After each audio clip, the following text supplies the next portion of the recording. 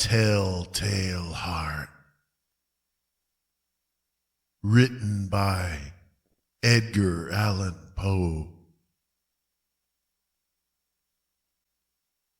True, nervous, very, very dreadfully nervous I had been, and am. But why will you say that I am mad? The disease had sharpened my senses, not destroyed, not dulled them. Above all was the sense of hearing acute. I heard all things in the heaven and in the earth. I heard many things in hell. How then? Am I mad? Hearken and observe how healthily, how calmly I can tell you the whole story. It is impossible to say how first the idea entered my brain, but once conceived, it haunted me day and night. Object there was none. Passion there was none. I loved the old man. He had never wronged me. He had never given me insult. For his gold I had no desire. I think it was his eye. Yes, it was this. One of his eyes resembled that of a vulture, a pale blue eye with a film over it. Whenever it fell upon me, my blood ran cold, and so by degrees, very gradually, I made up my mind to take the life of the old man, and thus rid myself of the eye forever. Now this is the point. You fancy me mad. Madmen know nothing. But you should have seen me. You should have seen how wisely I proceeded, with what caution, with what foresight, with what dissimulation I went to work. I was never kinder to the old man than during the whole week before I killed him.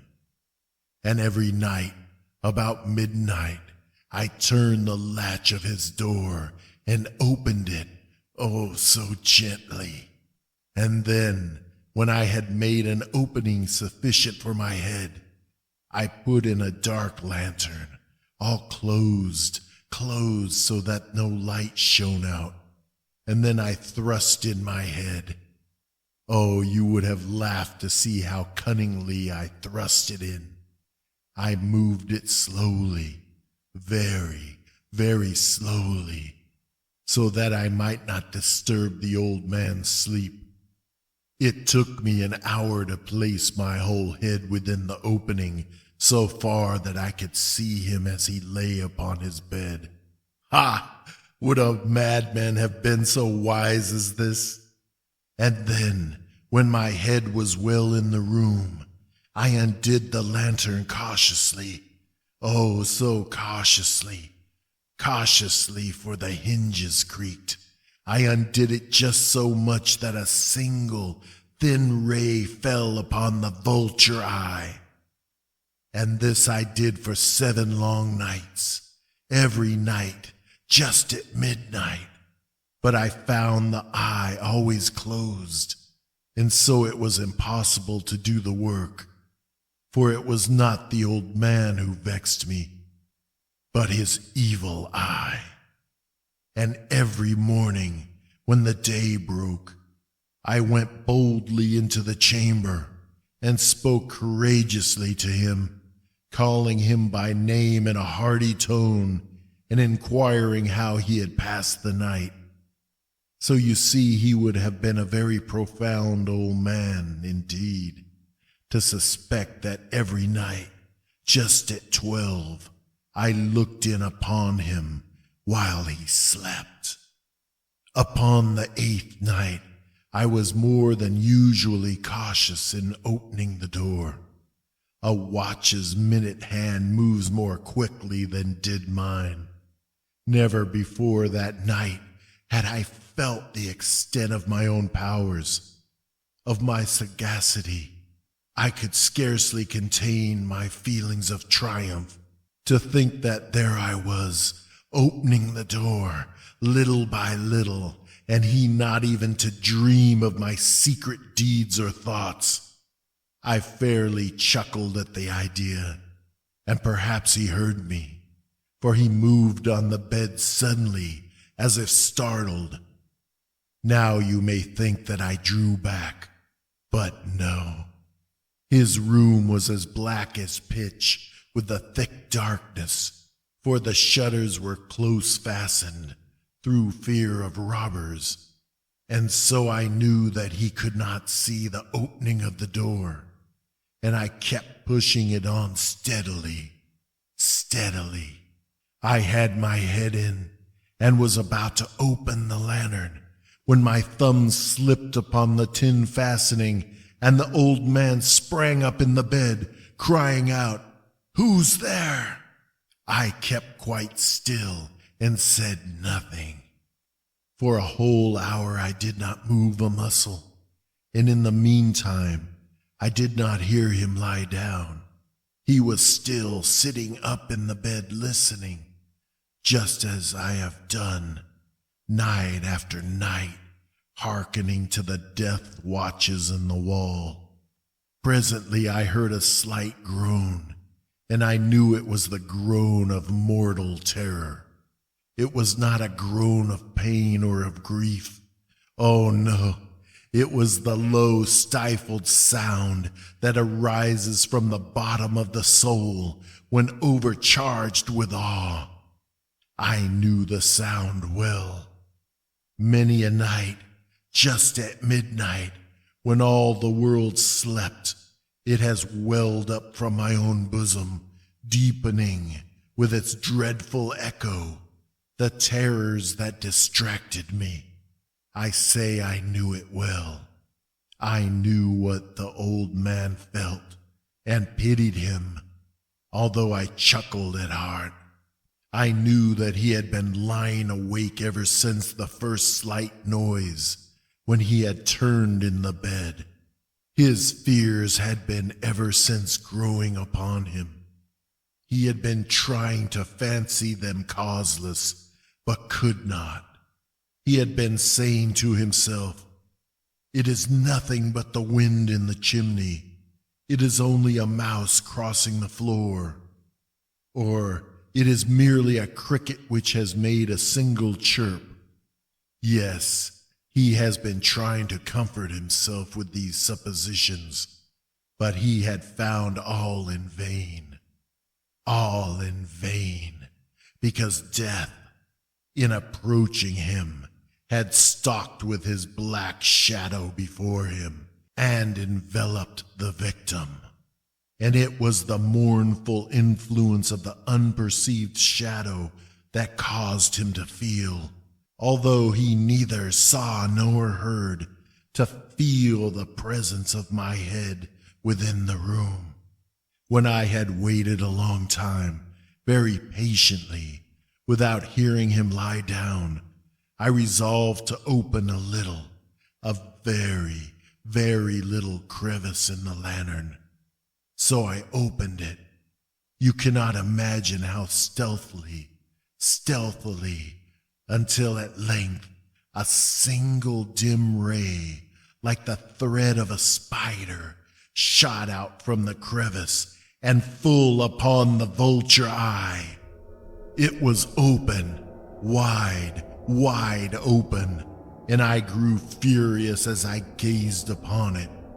I saw it with perfect distinctness, all a dull blue, with a hideous veil over it that chilled the very marrow in my bones.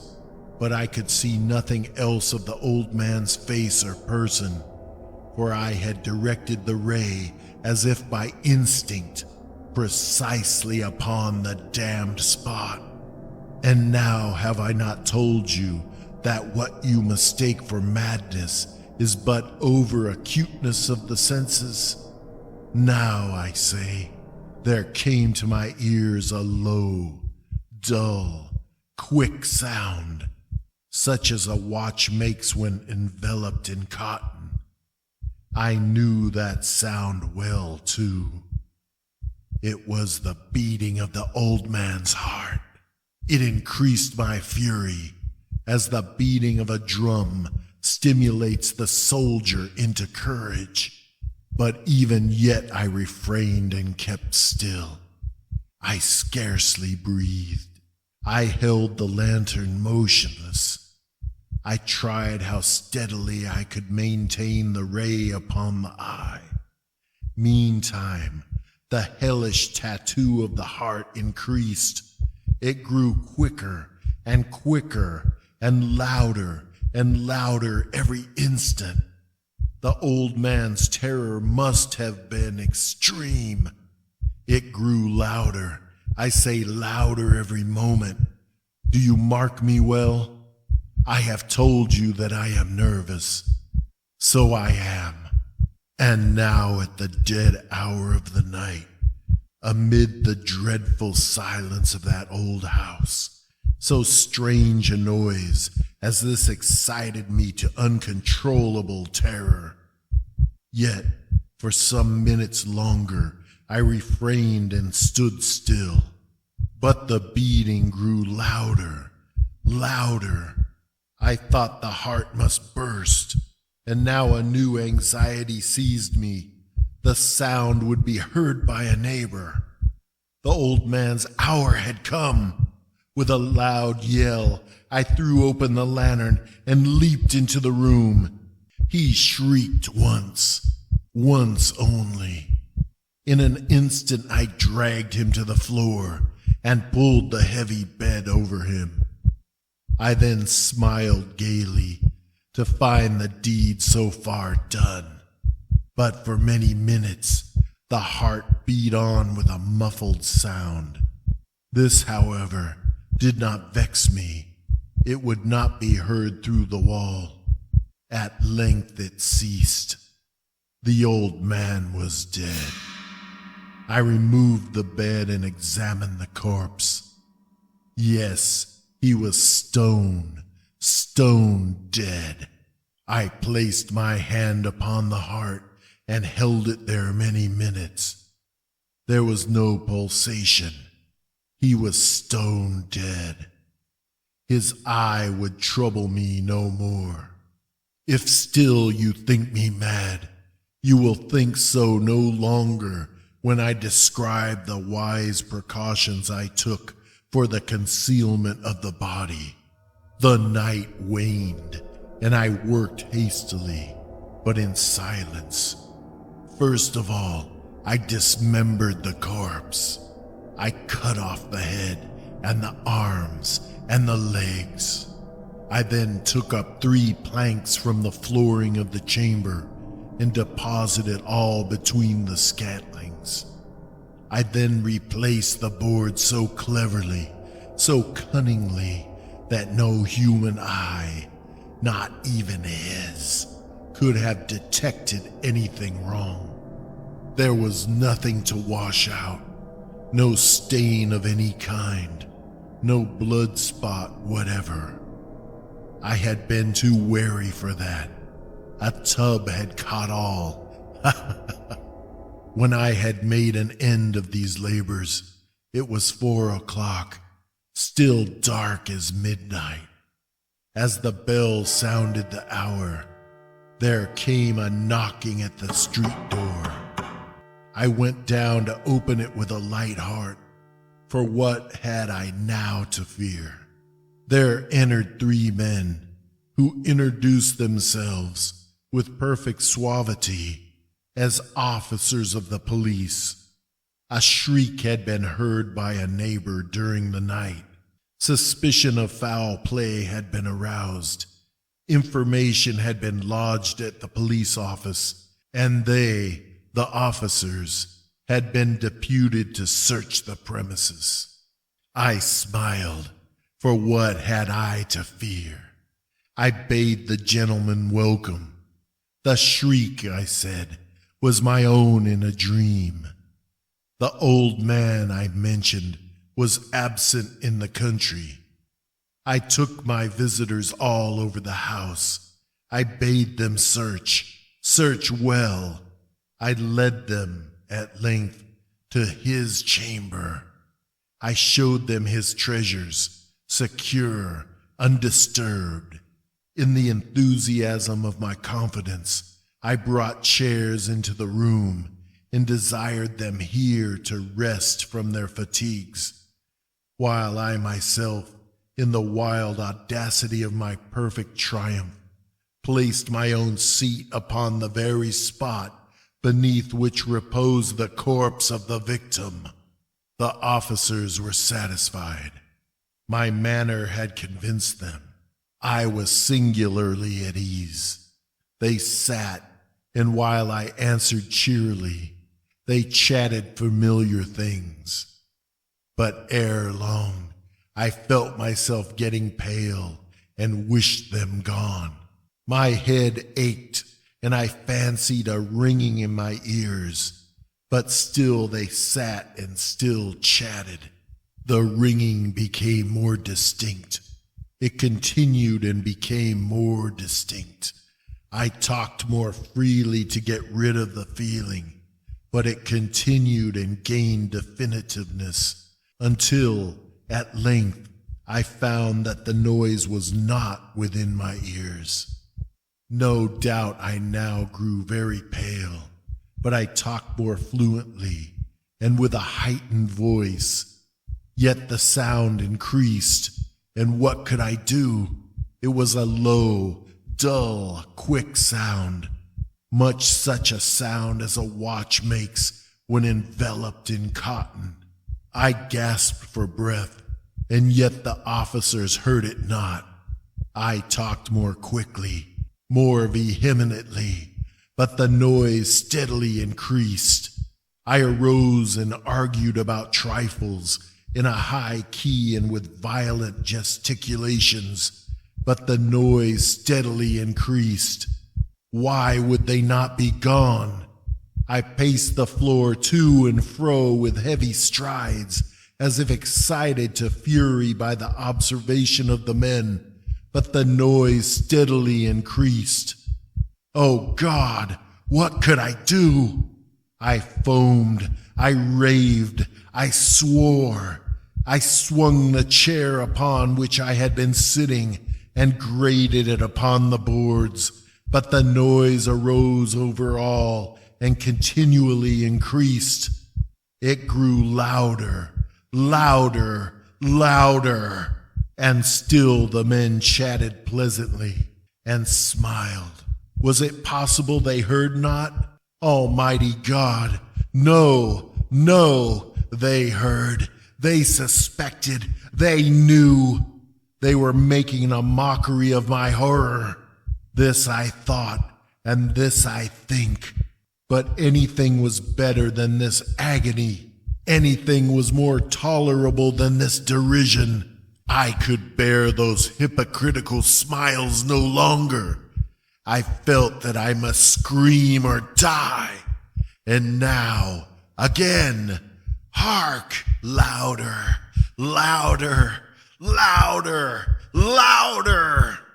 Villains! I shrieked. Dissemble no more. I admit the deed. Tear up the planks. Here, here. It is the beating of his hideous heart.